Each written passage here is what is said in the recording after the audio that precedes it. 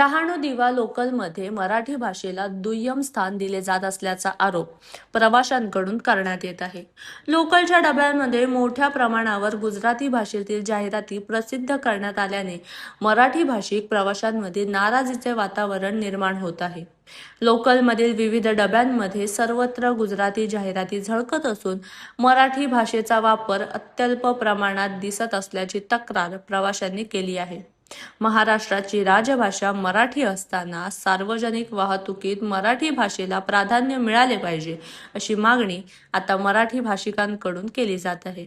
यामुळे अनेक प्रवाशांनी संताप व्यक्त करत संबंधित प्रशासनाकडे गांभीर्याने लक्ष द्यावे तसेच मराठी भाषेतील जाहिरातांनाही समान प्राधान्य द्यावे अशी मागणी केली आहे.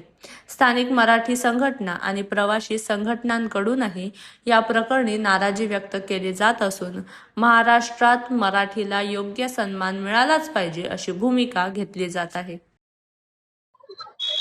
डहाणूहून सुटणारी डहाणू पनवेल गाडी, या गाडीमध्ये जी काही माहिती जाहिरातीच्या माध्यमातून देण्यात आलेली आहे ती गुजरातीमध्ये दिलेलं आहे. तर हे एक मराठी भाषक म्हणून बिलकुल मला आवडलेलं नाही.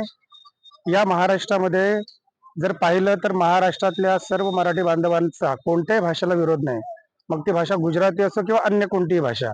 मात्र जी माहिती प्रवाशांना जाहिरातीच्या माध्यमातून जे रेल्वे मंत्रालयाच्या माध्यमातून ज्या जाहिराती देण्यात आलेल्या ट्रेनमध्ये त्या मराठीमध्ये जर दिल्या तर खूप बरं होईल आणि हीच सर्वसामान्य प्रवाशांची भावना आहे आणि त्याचा केंद्र सरकारने विचार करावा.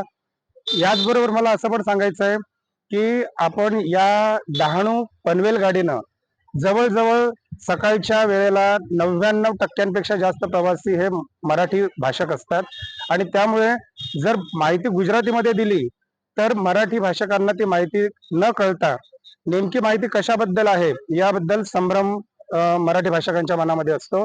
तर कृपया रेल्वे प्रशासनाला, केंद्रीय रेल्वे मंत्र्यांना आणि त्याचबरोबर देशाच्या पंतप्रधानांना माझी विनंती आहे की महाराष्ट्रातून ज्या रेल्वे गाड्या धावतात त्यामध्ये जर जाहिरातबाजी करायची असेल तर ती मराठीमध्ये करावी, अशा प्रकारची सर्वसामान्य मराठी प्रवाशांची भावना आहे, त्याचा विचार करावा ही विनंती.